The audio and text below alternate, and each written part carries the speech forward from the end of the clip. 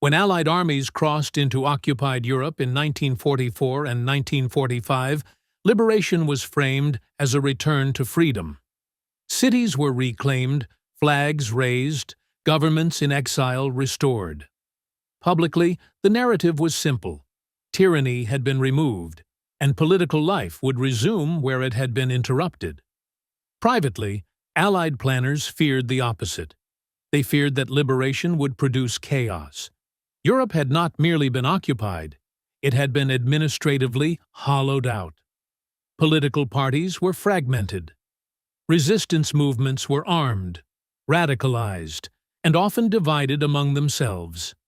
Pre-war elites were compromised by collaboration, passivity, or survival bargains. In many countries, there was no clear answer to a dangerous question. Who would rule the day after liberation? From London and Washington, the concern was not abstract. Intelligence reports warned that uncontrolled political transitions could destabilize entire regions. Power vacuums invited extremism. Armed resistance groups might refuse to disband. Popular leaders might pursue agendas incompatible with Allied objectives. The Allies did not fear elections. They feared outcomes. This fear shaped policy long before the first Allied soldier entered Paris, Brussels, or Rome. Planning documents assumed that liberation would not automatically produce stable governments. Stability, they believed, would have to be managed. As a result, liberation and political freedom were quietly separated. Military victory would open territory. Political authority would be filtered. This separation explains why Allied forces did not simply step aside once occupation ended. Instead, they inserted themselves into the political reconstruction process, not openly, but methodically. The first priority was order. Railways had to run. Food had to move. Police had to function. Courts had to reopen. From the Allied perspective, governance could not wait for ideological purity. It required administrators who were competent, predictable, and controllable. This logic immediately disadvantaged large segments of the resistance.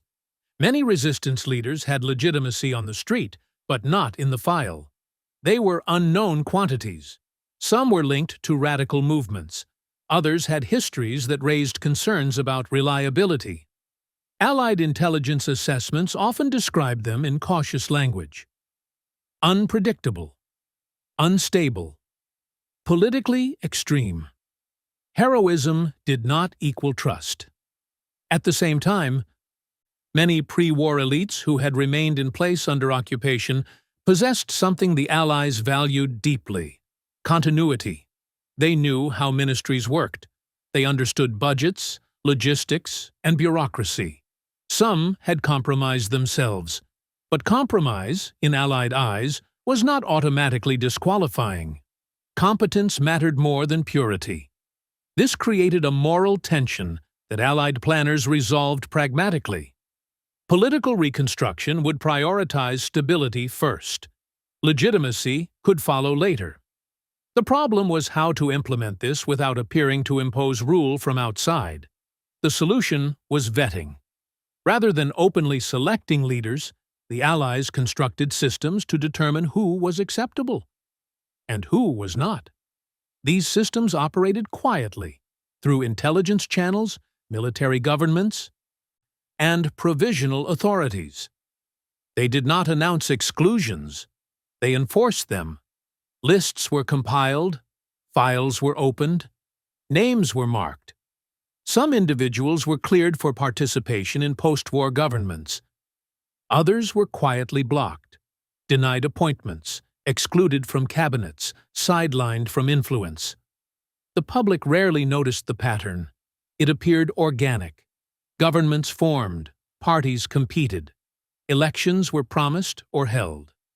But the field of choice had already been narrowed. This narrowing was justified internally as necessity.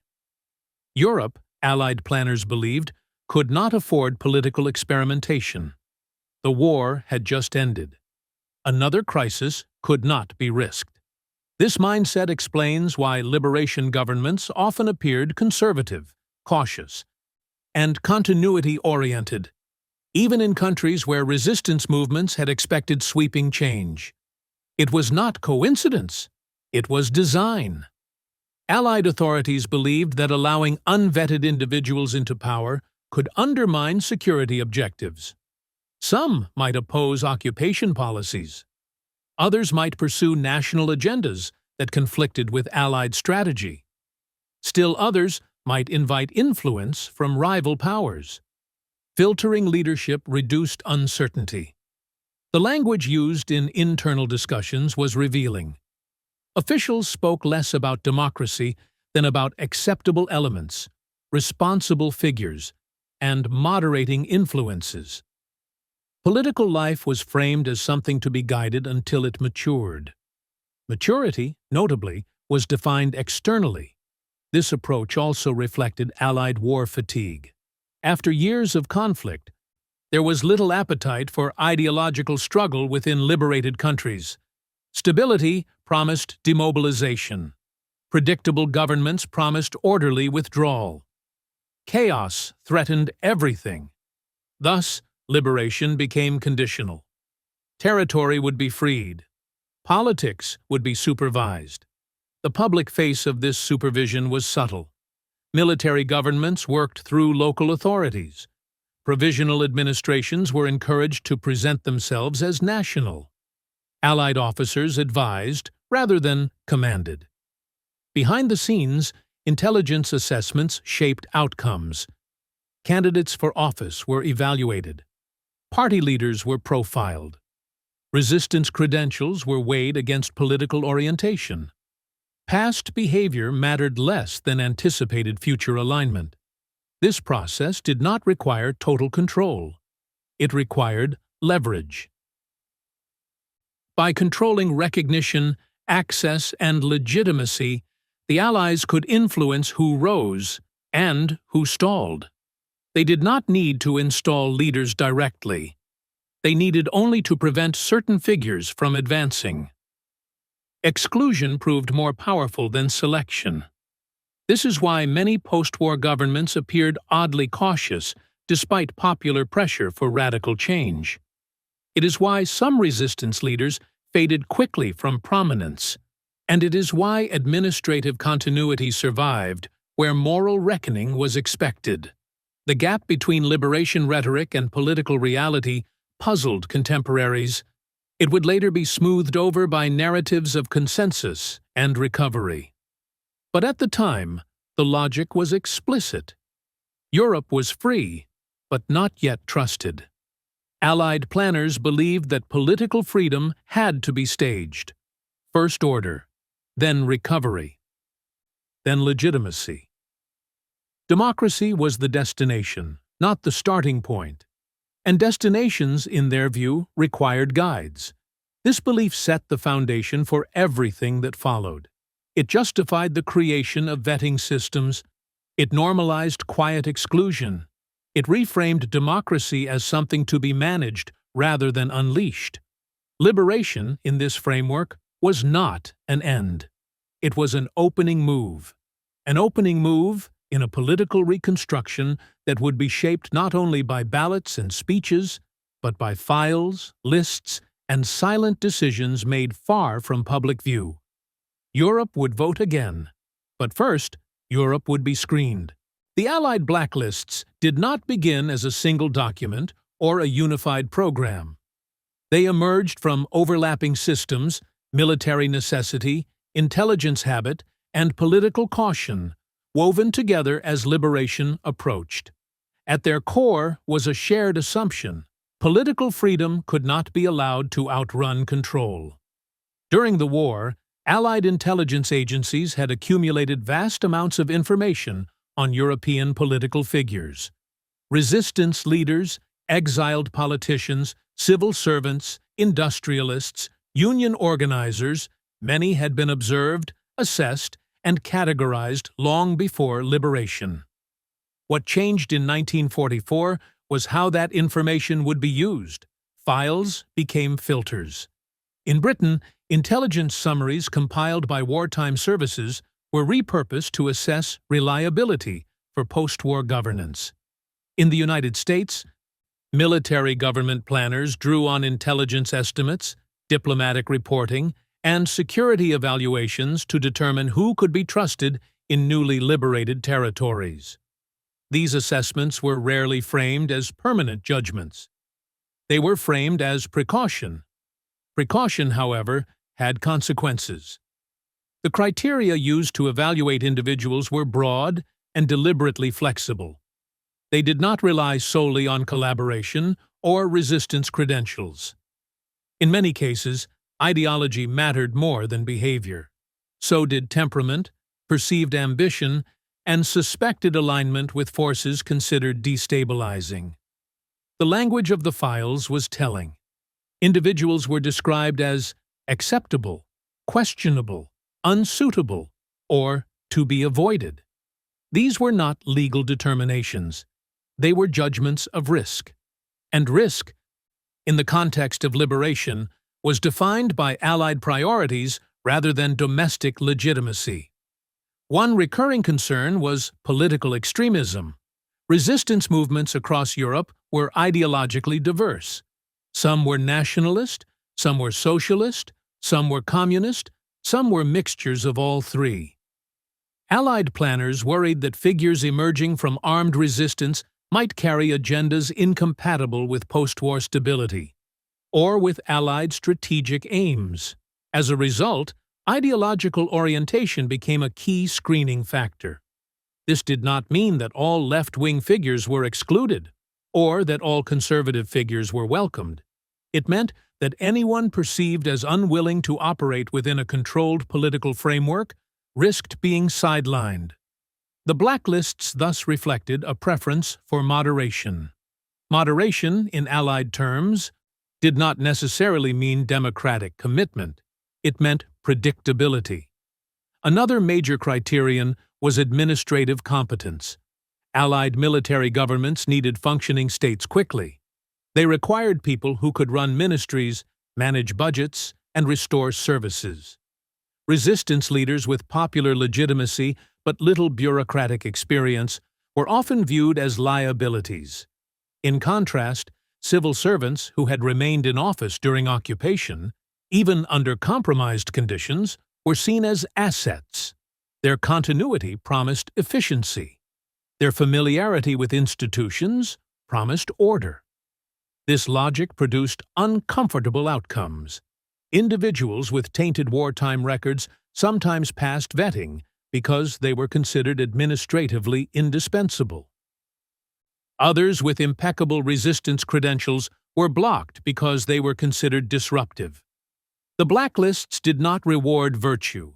They rewarded utility.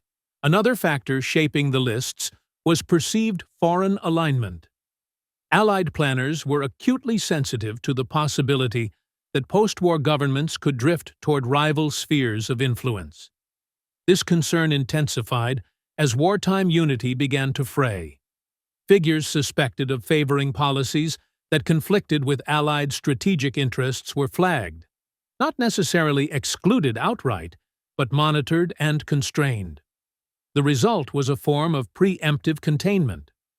By limiting access to power for certain individuals, the Allies believed they could shape political outcomes without overt intervention. Elections could be held. Parties could compete. But the range of acceptable leadership would remain bounded. The process of compiling these lists was decentralized but coordinated. Military governments gathered local intelligence. Diplomatic missions contributed assessments. Intelligence services cross-referenced wartime reporting. Names were compared, updated, and circulated quietly among decision-makers. There was no single master list displayed on a wall. There was a web of files, memos, and evaluations that traveled through channels of authority. The effect, however, was unified. When provisional governments were formed, Allied representatives signaled approval or concern. When cabinet posts were discussed, some names advanced easily, while others encountered invisible resistance. When resistance leaders sought recognition, some received it quickly, while others were delayed, redirected, or ignored. This resistance was rarely explicit. Allied officials did not announce exclusions. They expressed reservations. They urged balance. They emphasized broad representation. These phrases mask the reality of pre-screening. In some cases, the process was overtly bureaucratic. Appointments required Allied approval. Credentials were reviewed. Clearances were granted or withheld. In other cases, the process was more informal. Access to resources, recognition, and legitimacy depended on Allied favor. Either way, the outcome was the same. Political reconstruction proceeded within boundaries set quietly in advance. The blacklists also evolved over time. Initial assessments were provisional. Individuals could be reclassified. New information could alter judgments, but early labels carried weight. Once someone was marked as unreliable, that perception proved difficult to reverse. This inertia was not accidental. It reflected caution. Allied planners preferred false negatives to false positives. Excluding a potentially legitimate leader was considered safer than empowering a potentially destabilizing one. The cost of exclusion was political disappointment. The cost of empowerment, they feared, could be unrest or strategic divergence. This asymmetry shaped decisions. The blacklists thus functioned less as punitive tools than as risk management instruments. They did not seek to punish collaboration or reward resistance systematically. They sought to minimize uncertainty during a fragile transition. That objective explains why the lists remained classified. Public knowledge of vetting would have undermined legitimacy. It would have exposed the gap between liberation rhetoric and managed reality. It would have invited accusations of interference. Secrecy preserved deniability. Allied authorities could claim non-intervention while shaping outcomes indirectly. Domestic leaders could present themselves as chosen by national processes rather than cleared by external powers. This mutual convenience ensured silence. The creation of the blacklists reveals a fundamental truth about post-war reconstruction. It was not driven solely by ideals of democracy or justice. It was driven by fear of instability and desire for control. Liberation opened space. Vetting narrowed it. By the time Europe began to govern itself again, many decisions had already been made, not in public forums, but in files compiled quietly during the war's final months. Those files would shape who could speak, who could lead, and who would be kept at the margins. And their influence would extend far beyond the moment of liberation. The most striking feature of the Allied blacklists was not who appeared on them, but who disappeared because of them. In the public memory of liberation, resistance leaders are often portrayed as natural heirs to power, men and women who fought occupation, organized sabotage, and mobilized populations under extreme risk. In reality, many of these figures found themselves quietly excluded from post-war authority, their wartime credentials insufficient to overcome Allied reservations. The reason was not betrayal. It was unpredictability. Allied planners viewed resistance movements with a mixture of admiration and alarm. Admiration for their courage, alarm for their autonomy. These were armed networks that had operated outside formal state structures, often with their own command hierarchies, political programs, and sources of legitimacy. To intelligence officers tasked with restoring order, that independence was a liability. Resistance leaders had not been vetted through traditional institutions. They were not trained administrators. They had not been socialized into pre-war diplomatic norms. Many had radicalized under occupation, embracing programs that promised sweeping social change. From the Allied perspective, this made them dangerous, not morally, but politically. Files compiled during the war reflect this concern clearly. Resistance figures were frequently described as energetic but undisciplined, popular but unreliable, or committed to agendas incompatible with stabilization. These phrases did not accuse them of wrongdoing, they questioned their controllability. Controllability mattered more than virtue.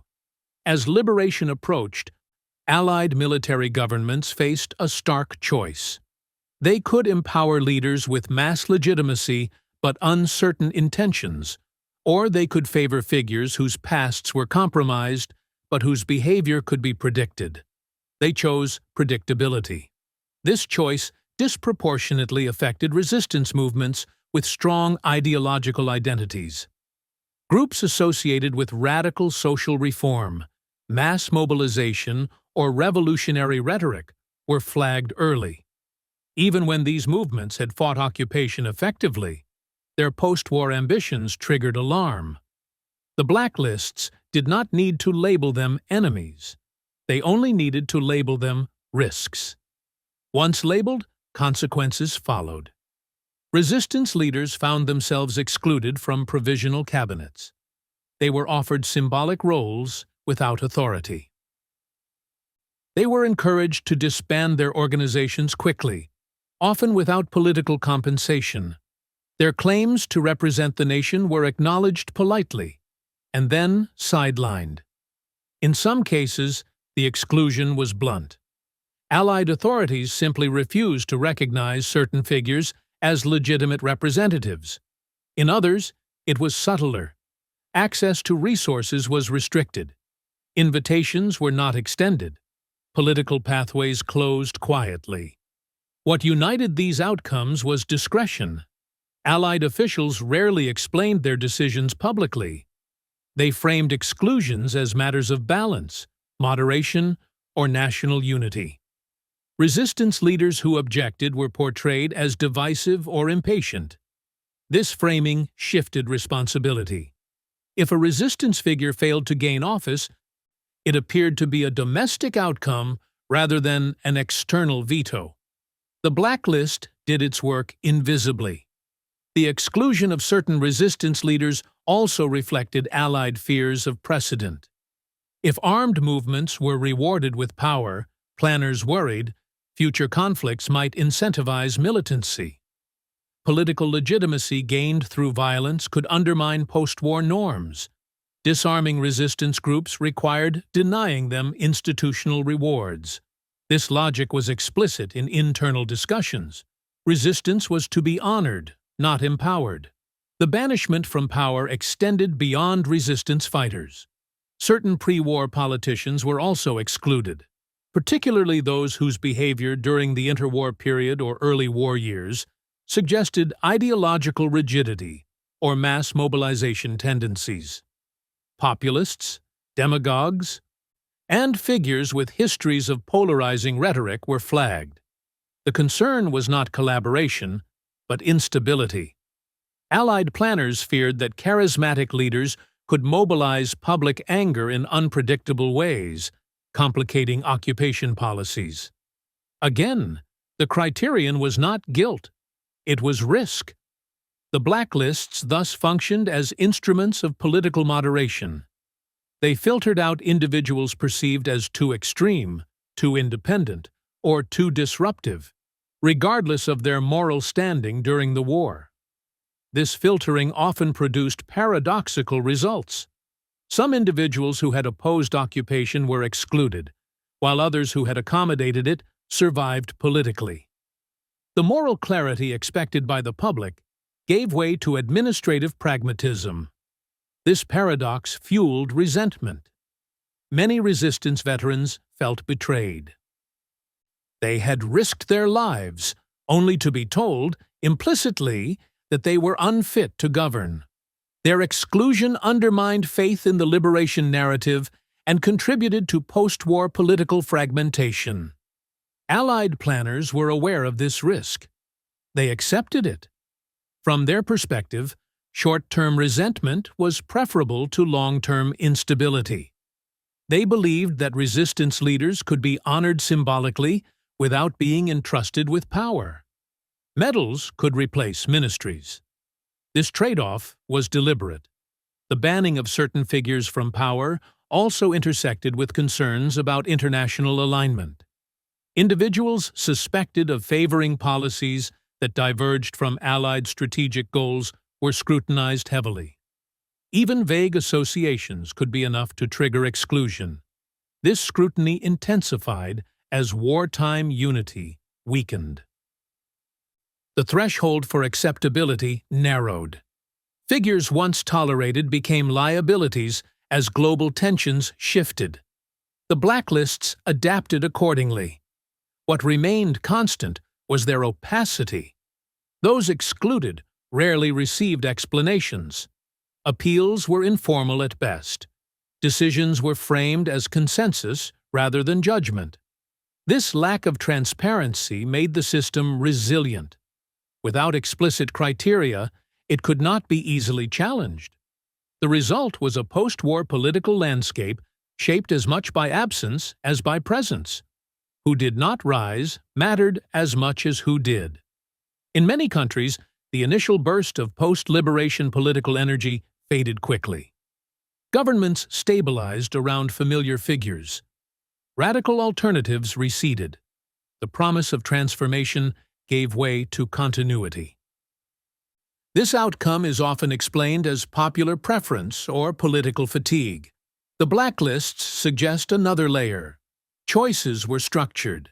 The exclusion of resistance leaders and other unreliable figures narrowed the field.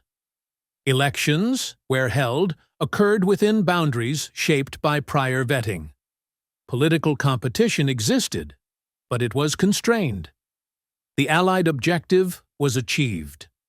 Europe avoided revolutionary upheaval. Governments functioned. Withdrawal became possible. But the cost was a quiet reordering of legitimacy. Resistance, which had embodied national defiance, was demoted to historical memory. Administrative continuity, which had survived occupation, was elevated to governance. This reordering was not accidental. It was the consequence of a system designed to prioritize stability over rupture. Understanding who was banned from power reveals the true function of the blacklists. They were not tools of justice. They were tools of risk management. They filtered leadership not by what individuals had done, but by what they might do. And in doing so, they reshaped post-war Europe before it could reshape itself. While some figures vanished from the political stage after liberation, others reappeared with surprising ease. Cabinets formed quickly. Ministries resumed work. Administrative routines returned. To the public, this looked like continuity reasserting itself after chaos. To Allied planners, it looked like success. The individuals who passed vetting shared certain traits that had little to do with heroism and much to do with manageability. They were familiar, they were legible, and, most importantly, they were predictable. Predictability was the currency of approval. Approved figures tended to come from pre-war administrative elites, senior civil servants, technocrats, career politicians, and professionals who understood how states functioned. Many had remained in office during occupation, navigating survival through accommodation, caution, or quiet withdrawal rather than open resistance. Their wartime records were rarely spotless, but they were intelligible. Allied intelligence files often described such individuals in restrained, neutral language.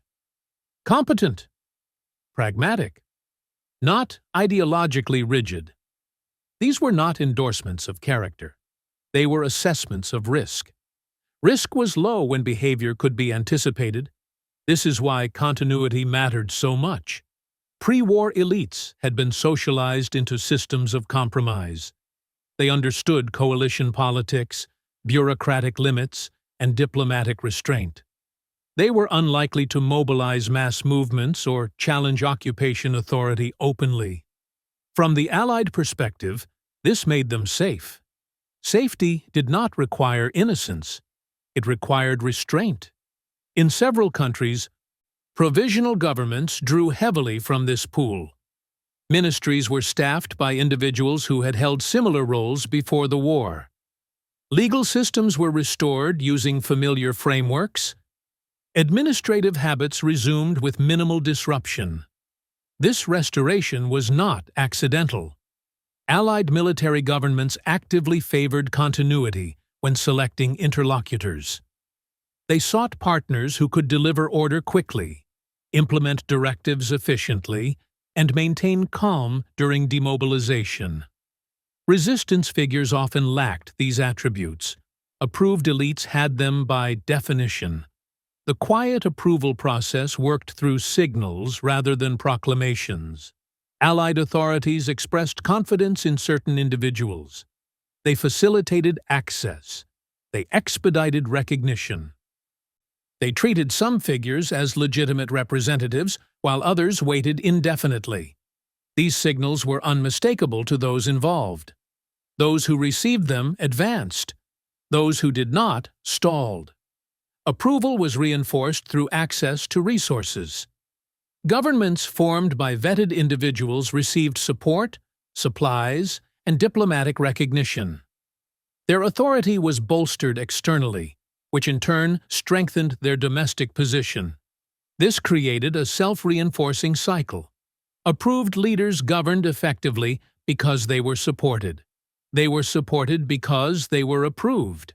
Their success validated the vetting process retrospectively. Failures, when they occurred, were attributed to local conditions rather than flawed selection. The approval process also reflected Allied preferences for moderation over mobilization. Figures who advocated incremental reform, compromise, and consensus were favored. Those who promised rapid transformation or mass participation triggered caution. The memory of interwar instability loomed large. Extremes, of left or right, were associated with collapse. Thus, moderation became synonymous with responsibility. This equivalence shaped post-war political culture. Governments emphasized stability. Radical agendas were marginalized. Political debate narrowed around acceptable parameters. The public often interpreted this narrowing as exhaustion or pragmatism. In reality, it was partly engineered. Approved figures were also more likely to accept constraints imposed by occupation authorities. They understood the limits of sovereignty during transition. They were willing to operate within frameworks set externally. This willingness was interpreted as cooperation rather than submission. Cooperation mattered because Allied planners needed partners, not obstacles. Reconstruction required coordination. Withdrawal required reliability. Approved elites provided both. The approval of continuity figures also served a reputational function. By promoting individuals with recognizable credentials, Allied authorities could claim they were restoring national governance rather than imposing foreign rule. Familiar faces reassured domestic audiences. International observers saw stability rather than rupture. This optics mattered. Openly installing new leaders would have invited accusations of interference. Quietly enabling old ones allowed continuity to appear organic. The approval process thus protected Allied legitimacy while shaping outcomes. It also protected domestic elites. Many approved figures benefited from the absence of thorough reckoning. Collaboration was addressed selectively. Accountability focused on the most visible offenders. Broader accommodation was normalized as survival. This selective justice reduced disruption but left unresolved grievances. Allied planners were aware of this trade-off. They accepted it. They believed that purging administrative classes entirely would cripple governance. Better to rehabilitate selectively than to rebuild from scratch. This belief favored those who could present themselves as technocrats rather than ideologues. Technocracy became a shield. Approved elites often emphasized expertise over politics. They framed their role as managerial rather than visionary. This posture aligned perfectly with Allied priorities. It also depoliticized early post-war governance. Decisions that might otherwise have provoked debate were presented as technical necessities. Austerity, demobilization, and administrative continuity were justified as unavoidable rather than chosen. This framing narrowed political imagination. The approval process thus shaped not only who governed, but how governance was practiced. It rewarded caution. It discouraged experimentation. It privileged stability over transformation. Over time, these traits became embedded in post-war political systems. Approved leaders set the tone. Their successors inherited the framework. Political culture adapted accordingly. The irony is that this outcome was later celebrated as maturity. Post-war Europe was praised for avoiding revolutionary upheaval. Its gradualism was contrasted favorably with earlier volatility. The role of Allied vetting in producing this outcome was rarely acknowledged. Instead, moderation was treated as a natural preference. The blacklists suggest otherwise. Moderation was curated. Those who embodied it advanced. Those who did not were sidelined. The political field was shaped to favor continuity. This does not mean that approved elites lacked agency or legitimacy. Many governed competently. Some pursued meaningful reform within constraints. Others enjoyed genuine public support. But their rise was not solely the product of domestic choice. It was filtered. Understanding who was quietly approved clarifies how post-war governance took the form it did. Stability was not merely desired by societies emerging from war.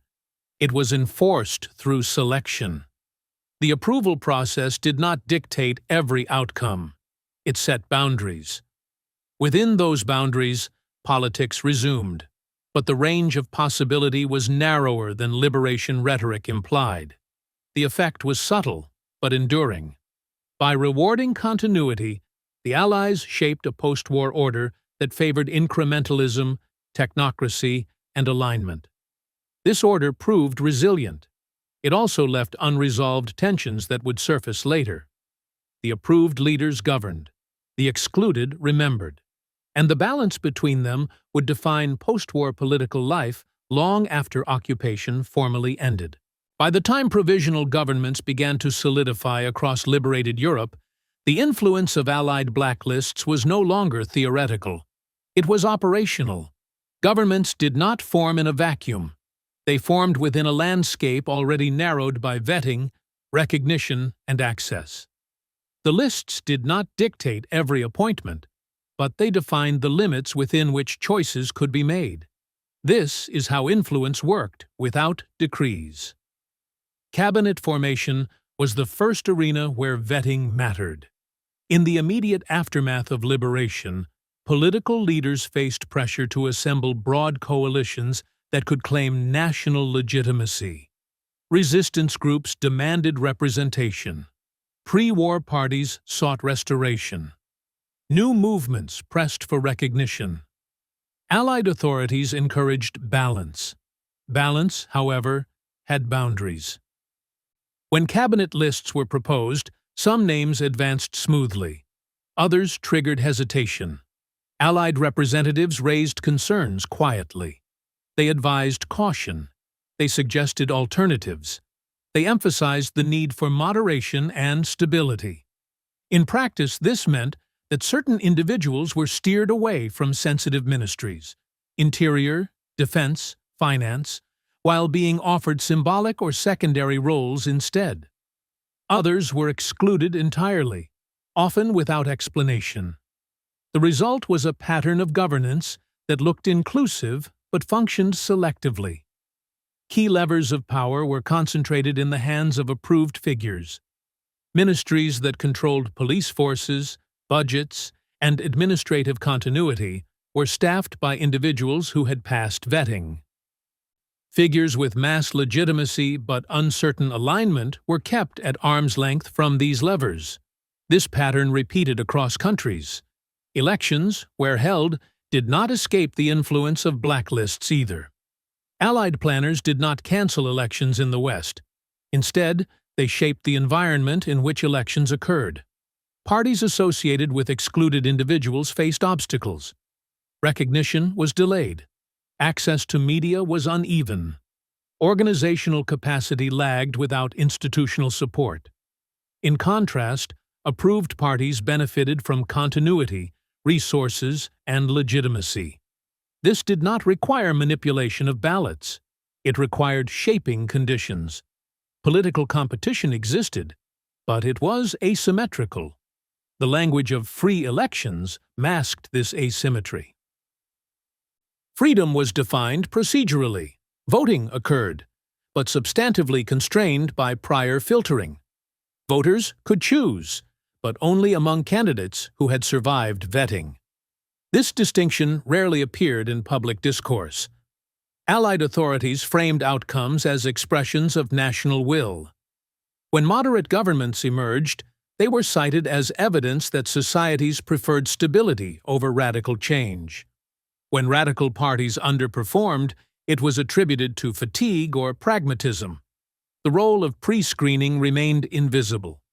Beyond formal politics, the blacklists influenced administrative appointments at lower levels as well.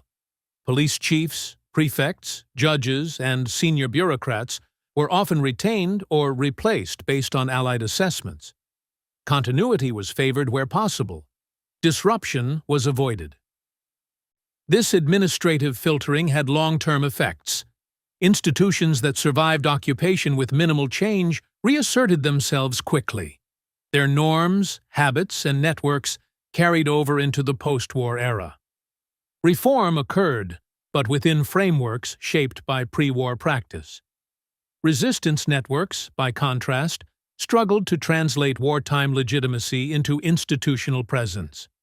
Without access to administrative positions, their influence waned over time. Popular support alone could not overcome bureaucratic exclusion. The blacklists thus shaped governance not only at the top, but throughout the state. Another critical mechanism was recognition.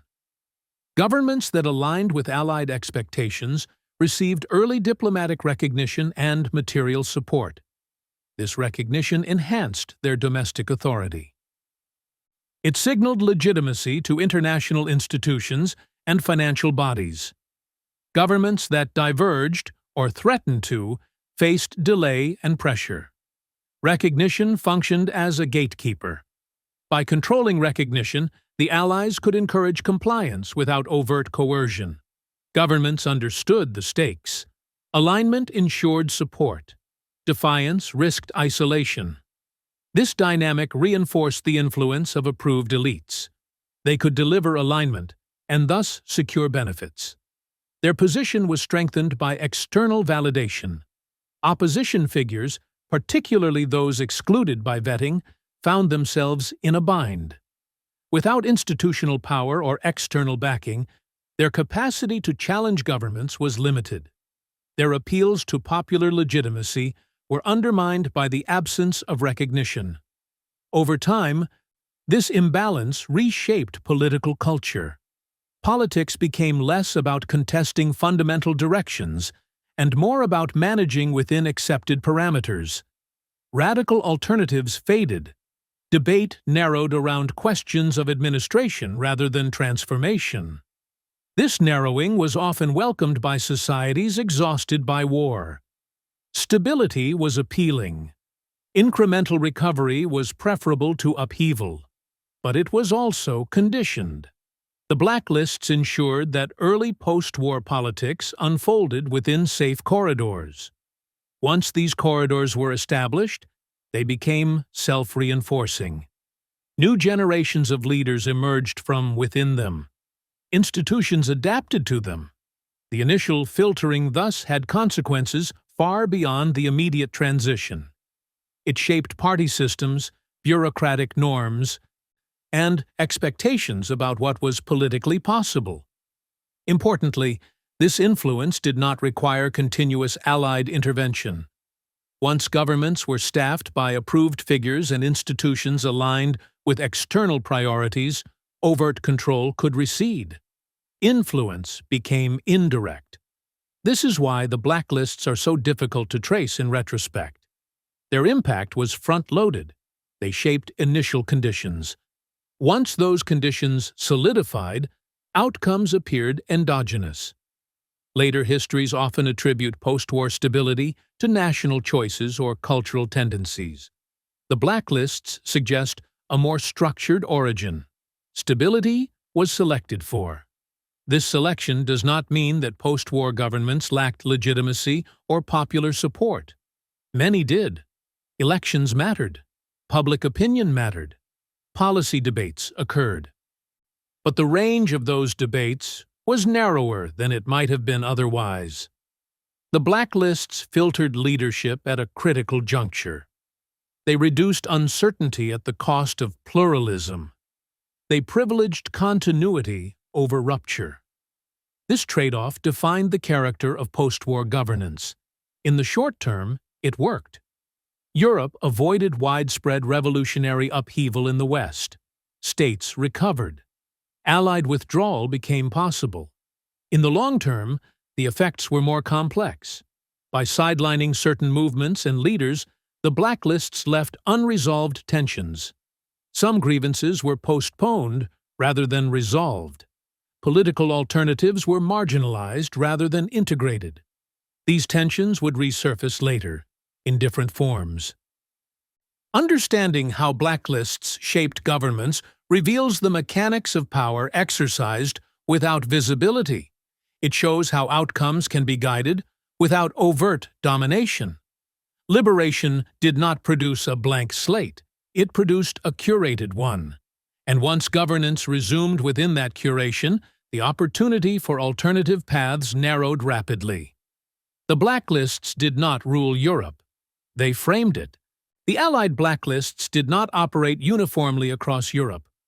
Their influence varied by country, shaped by local conditions, the strength of resistance movements, the degree of administrative collapse, and the strategic importance assigned to each state. In some places, vetting functioned as a light filter. In others, it became a decisive force. Understanding where the blacklists mattered most reveals how flexible and how powerful the system was. The countries most affected shared several characteristics. They had experienced deep political fragmentation under occupation. Their resistance movements were strong, armed, and ideologically diverse. Their pre-war political systems had been unstable, and their post-liberation trajectory mattered disproportionately to Allied strategy. France was one such case. Liberation brought enormous political energy. Resistance groups expected a decisive break with the past. Collaboration had been visible. The legitimacy of pre-war elites was contested. Yet the transition that followed favored continuity far more than rupture. Allied vetting played a subtle but critical role. Resistance figures with mass support often found themselves excluded from key ministries. Administrative power gravitated back toward familiar institutions. The state reconstituted itself quickly, using pre-war frameworks and personnel judged responsible. This outcome is often explained as national choice. The blacklists suggest a quieter influence, one that narrowed options before choices were made. Italy presented a different but equally revealing pattern. The collapse of the old regime created a vacuum filled by competing forces: resistance networks, traditional parties, and administrative remnants. Allied authorities feared both instability and ideological polarization. Vetting focused heavily on excluding figures perceived as too radical or too disruptive. The result was a transitional landscape where certain movements struggled to convert wartime legitimacy into post-war power. Approved elites, often with pre-war experience, re-entered governance more smoothly. Elections occurred, but within parameters shaped by prior filtering. Belgium and the Netherlands illustrate another dimension. Both had relatively intact administrative structures and governments in exile that returned quickly. Here, the blacklists reinforced continuity rather than creating it. Resistance movements existed, but their influence was more limited institutionally. Vetting ensured that post-war governance remained anchored to pre-war norms. Administrative elites were retained. Political disruption was minimized. The transition appeared smooth precisely because alternatives had little opportunity to emerge. In these cases, the blacklists worked quietly. Their effect was less visible because it aligned with existing structures. Where vetting became most consequential was in countries where resistance movements had filled the vacuum of state authority during occupation.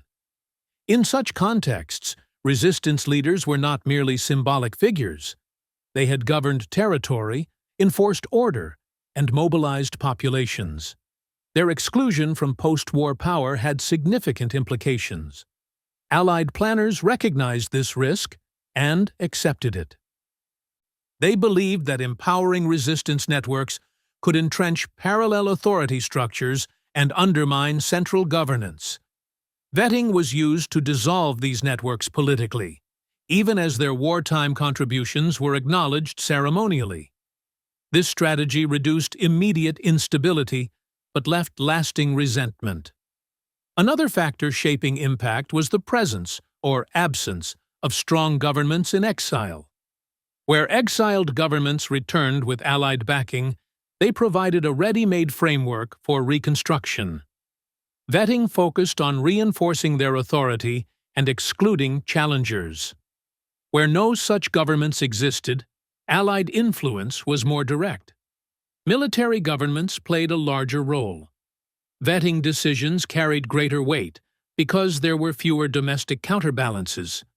Strategic importance also mattered.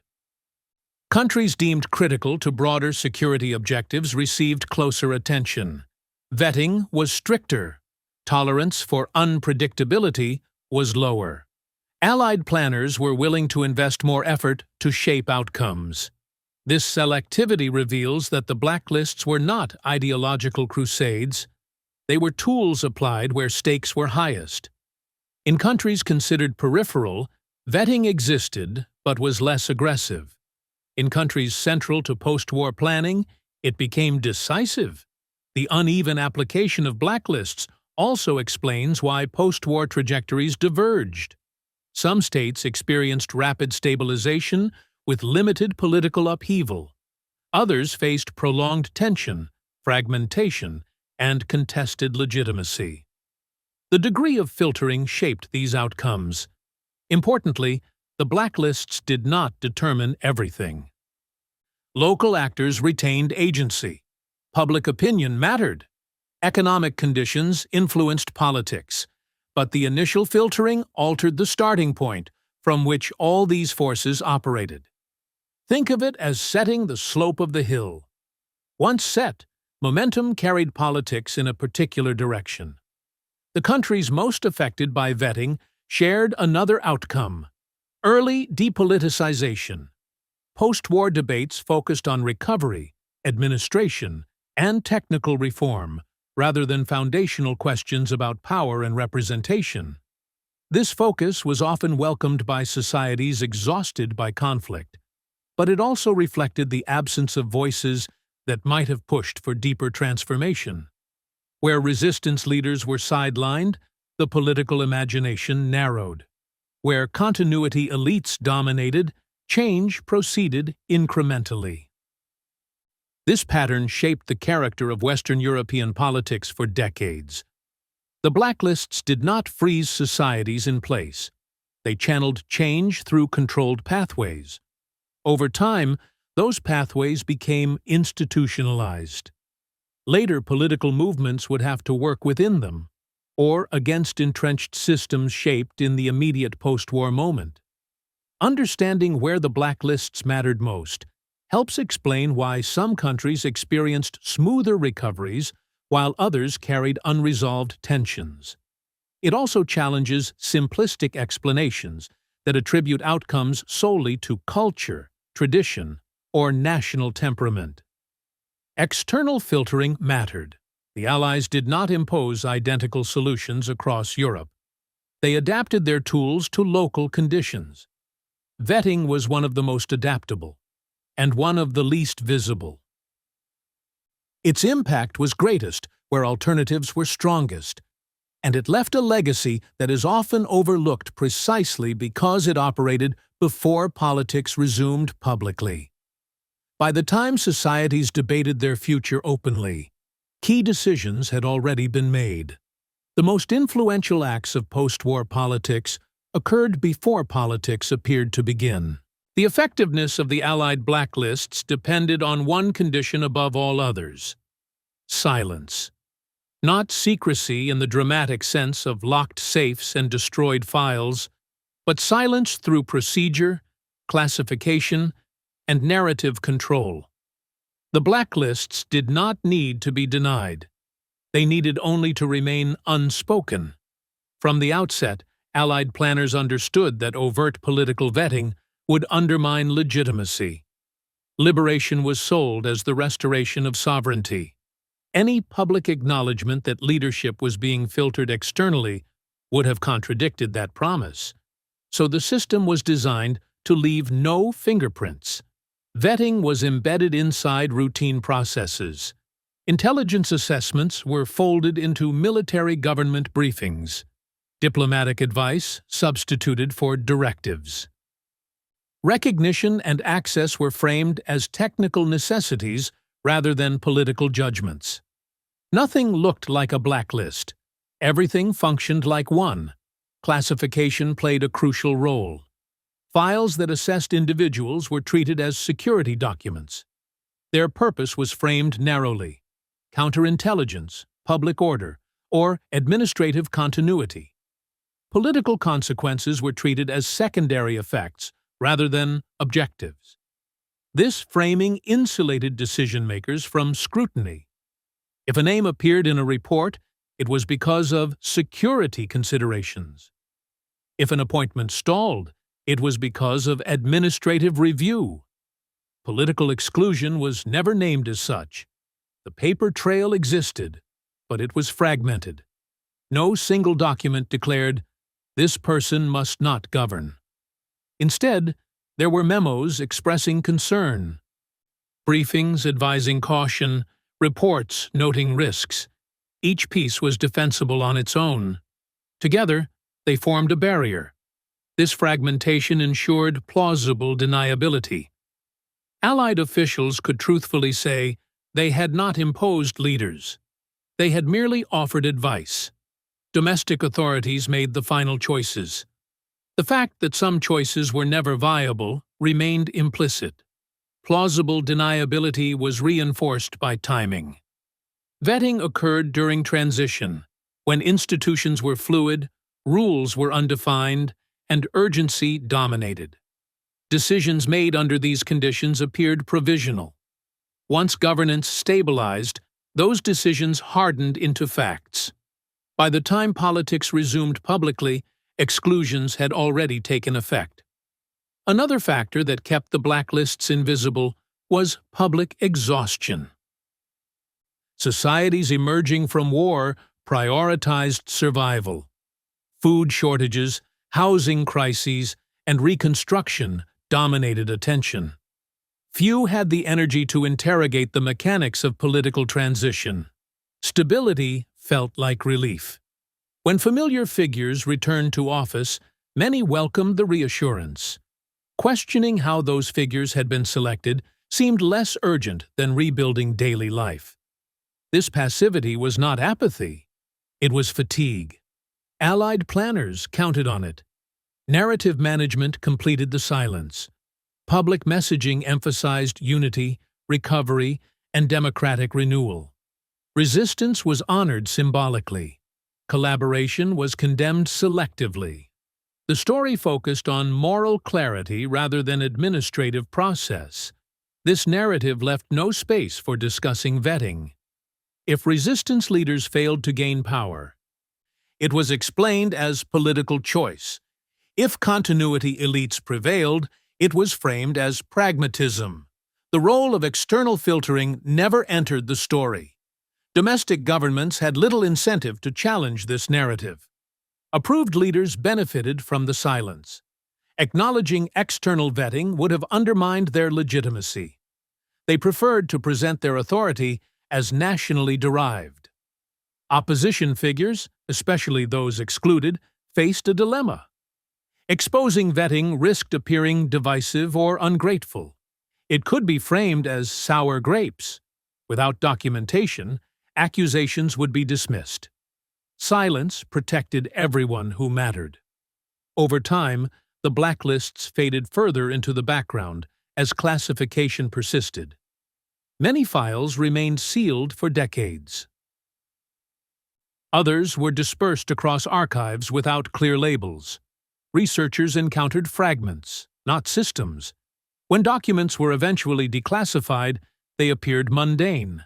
Assessments, memos, and briefings lacked dramatic language. Without context, their significance was easy to miss. History prefers explicit orders. The blacklists operated through implication. Another reason the public never knew lies in how success was measured. The absence of chaos was taken as proof that the system worked. Western Europe stabilized. Governments functioned. Elections were held. The feared collapse did not occur. Success justified method. Once outcomes aligned with desired results, there was little appetite to revisit how those outcomes had been achieved. Scrutiny threatened to complicate a story that seemed settled. This retrospective validation reinforced silence. Even later, as historical debate expanded, the focus remained on visible structures, constitutions, treaties, elections. The invisible phase of selection preceding them attracted less attention. The blacklists sat in that blind spot. They did not alter constitutions. They did not cancel elections. They did not issue decrees. They shaped who could participate meaningfully before any of those processes began. This subtlety made them durable and forgettable. The Cold War further buried the story. As new divisions emerged, earlier transitional choices were reinterpreted as natural alignments. Governments that fit into the emerging order were seen as inevitable. Questions about how they came to power seemed irrelevant to current threats. Historical curiosity gave way to strategic focus. By the time archives opened and scholarship broadened, the moment of decision had passed. The actors had moved on. The structures had hardened. The costs of silence were diffuse. What remained was a narrative of democratic restoration that omitted its own preconditions. Understanding why the public never knew is essential because it reveals how power can be exercised without spectacle. Influence does not always announce itself. It often operates through what is not said, what is normalized, and what is allowed to fade. The Allied blacklists succeeded precisely because they avoided confrontation. They did not challenge sovereignty openly. They shaped it quietly. They did not deny democracy. They curated it. And by the time the public could have noticed, the window for alternative outcomes had closed. Silence, in this case, was not absence of action. It was the method. For all their quiet influence, the Allied blacklists were not omnipotent. They narrowed choices, filtered leadership, and shaped early outcomes, but they could not fully control political reality. In several critical moments, the system strained, adapted, or failed outright. These failures are revealing. They expose the limits of vetting as a tool of power, and they show what happens when managed transitions collide with forces too large to be contained by files and assessments. The first point of failure was mass politics. Allied planners assumed that filtering leadership would be sufficient to guide post-war outcomes. They underestimated the durability of popular movements. In some countries, political forces excluded from early power did not disappear. They reorganized, adapted, and returned through electoral channels that could not be indefinitely constrained. When excluded movements commanded large constituencies, blacklists lost leverage. Voters could be managed only indirectly.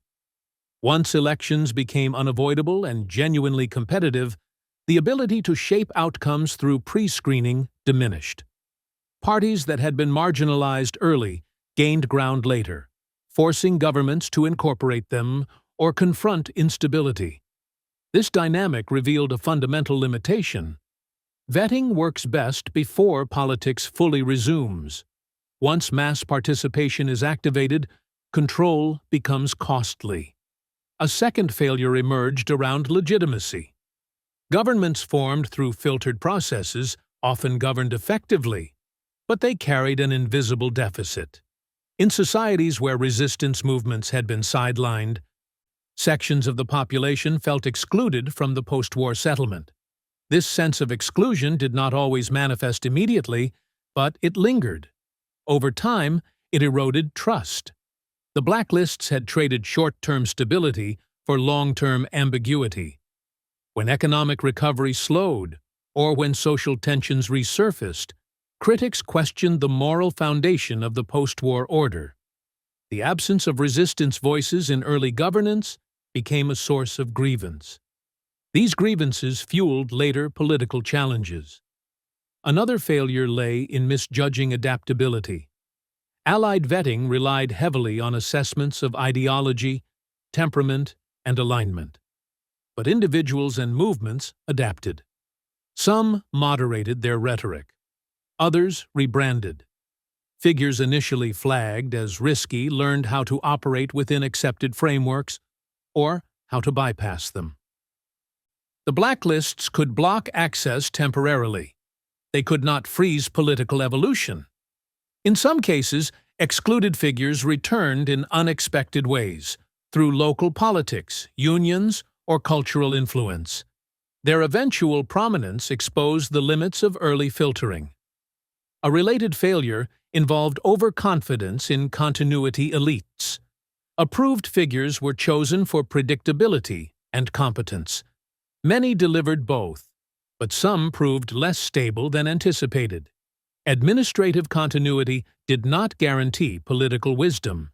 In certain contexts, continuity elites struggled to address popular demands, leading to unrest. When approved governments faltered, the logic of vetting was questioned.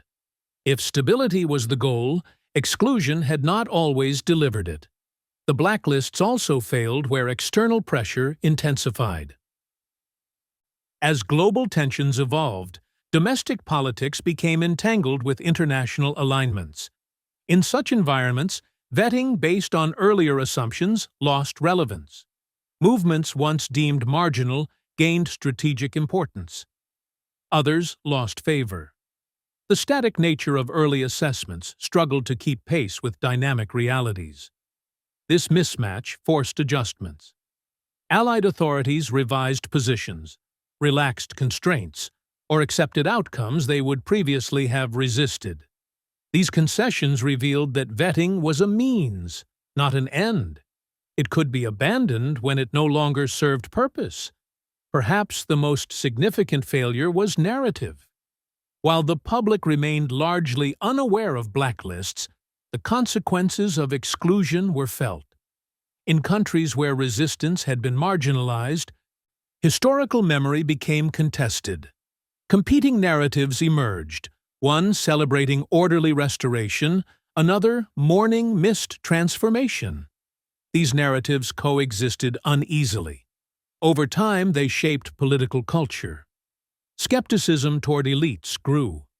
Suspicion of external influence lingered. The idea that post-war democracy had been incomplete or compromised gained traction among later generations. The blacklists could shape initial outcomes. They could not control memory. This failure matters because it highlights a paradox. The very subtlety that made vetting effective also limited its durability. By operating invisibly, the system avoided immediate backlash, but it also forfeited the opportunity to build consent. Excluded groups were never persuaded. They were simply bypassed. Bypassing is efficient. It is not reconciliatory. As decades passed, the absence of open reckoning allowed alternative interpretations to flourish. Some framed the post-war order as imposed rather than chosen. Others questioned whether liberation had delivered genuine sovereignty. These questions did not destabilize states immediately. They accumulated. The blacklists also failed in another, quieter way. They assumed that stability and legitimacy could be sequenced. Order first, consent later. In some contexts, this sequencing held. In others, delayed legitimacy weakened institutions over time. Governments built on narrow foundations found it harder to adapt when conditions changed. The early exclusion of certain voices reduced diversity of thought within political systems. Homogeneity bred fragility. This fragility became visible during later crises. Systems optimized for predictability struggled with disruption. Consensus politics faltered under pressure. The absence of alternative leadership pathways limited renewal. In retrospect, the blacklists appear as instruments of momentary control rather than long-term design. They were effective in managing transition. They were less effective in shaping resilient democracy. This does not mean they were failures in allied terms. They achieved immediate objectives, avoiding chaos, enabling withdrawal, securing alignment. From a strategic perspective, they worked. But from a political perspective, they left unfinished business. The failure of the blacklists was not that they collapsed. It was that they solved one problem while deferring others. They contained uncertainty at the cost of pluralism. They stabilized governance at the cost of inclusion. These costs were manageable in the short term. They became visible only over time. Understanding when and how the blacklists failed completes the picture. It shows that quiet control has limits. It reveals that legitimacy cannot be engineered indefinitely. And it reminds us that transitions managed without transparency may succeed operationally while faltering morally. The blacklists shaped post-war Europe profoundly. They did not determine its future completely. Politics eventually reasserted itself, and when it did, it exposed the boundaries of a system built to avoid politics in the first place. When the war ended, Europe did not step into a political vacuum and choose its future freely. It stepped into a corridor, narrowed in advance, guarded quietly, and designed to reduce risk. The Allied blacklists were the architects of that corridor. They did not write constitutions. They did not cancel elections. They did not issue proclamations. They did something more subtle and more decisive. They determined who would be allowed to matter. This is the central truth that post-war narratives tend to obscure. Liberation restored territory. It did not restore unlimited political possibility. Before Europe could vote, it was screened. Before parties could compete, their leaders were assessed. Before governments could form, their personnel were filtered. The result was not dictatorship. It was curated democracy. The blacklists reveal how power operates when it wants to remain unseen. Instead of imposing outcomes directly, it shapes the field in which outcomes occur. Instead of commanding, it conditions. Instead of ruling, it selects. This method proved effective precisely because it avoided confrontation. By excluding certain figures quietly and approving others discreetly, the Allies reduced uncertainty without provoking mass resistance. Political life resumed, but within boundaries that favored stability, continuity, and alignment. Those boundaries became the post-war order. It is important to be precise about what this means and what it does not. The blacklists did not invalidate elections. They did not erase public agency. They did not render post-war governments illegitimate by definition. What they did was shape the starting conditions. They influenced which leaders had access to power at the moment when institutions were being rebuilt, norms were being set, and trajectories were being fixed. Once those foundations hardened, later politics unfolded within them. This is why the impact of the blacklists is easy to underestimate. By the time societies debated their futures openly, the range of futures had already been constrained. The most consequential decisions occurred before politics looked like politics. This pattern challenges comforting assumptions about post-war reconstruction. It suggests that stability was not simply chosen by war-weary populations. It was favored, facilitated, and enforced through selection. It suggests that moderation was not only cultural preference, but curated outcome.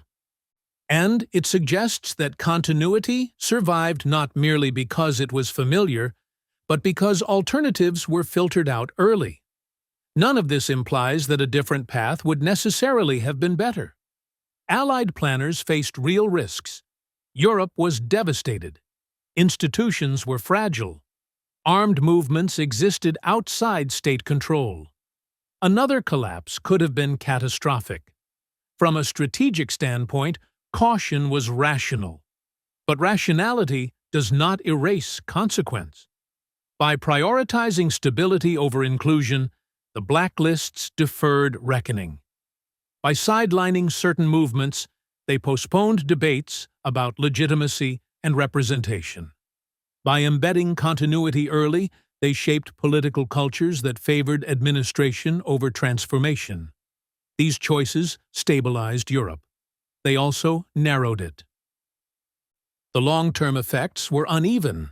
In some countries, curated transitions produced resilient institutions and durable prosperity. In others, unresolved tensions resurfaced decades later as skepticism toward elites, distrust of external influence, and contested memories of liberation. The blacklists did not cause these outcomes alone, but they contributed. They demonstrate how transitions managed without transparency can succeed operationally while leaving moral questions unresolved. They show that democracy introduced through filtering carries different legacies than democracy emerging through open rupture. Perhaps the most enduring impact of the blacklists lies in how they disappeared. Because they operated quietly, they left little trace in popular memory. Their success was measured by absence of chaos, of revolution, of visible interference. Absence rarely attracts attention. As a result, the post-war story hardened into a simpler form. Liberation led to democracy. Democracy led to stability. Stability justified the process. The screening that preceded it faded into the background. Understanding the blacklists does not require rejecting the post-war order. It requires seeing it clearly. Europe was not handed its future untouched. It was guided into it. The difference matters because it reminds us that political outcomes are often shaped before they appear to be chosen, that freedom and management are not always opposites, and that the most powerful decisions are sometimes the least visible ones. The Allied blacklists were not aberrations. They were instruments of transition. They reveal how states emerging from catastrophe are often rebuilt not by unleashing politics, but by constraining it, temporarily, selectively, and quietly. Whether that constraint was necessary is a debate history still carries. What is no longer debatable is this: liberation did not mean political innocence. It meant political design. And Europe's post-war path was shaped as much by who was kept out as by who was allowed in. That is the classified story beneath the familiar one. If you want the classified version of World War II, the decisions made before elections, the files opened before freedom, and the choices history later softened, subscribe to WW2 Declassified. This channel documents how outcomes were shaped behind closed doors. If you want to support this work directly, you can do that on Patreon. Your support keeps these long-form investigations independent, document-driven, and uncompromised. The link is in the description.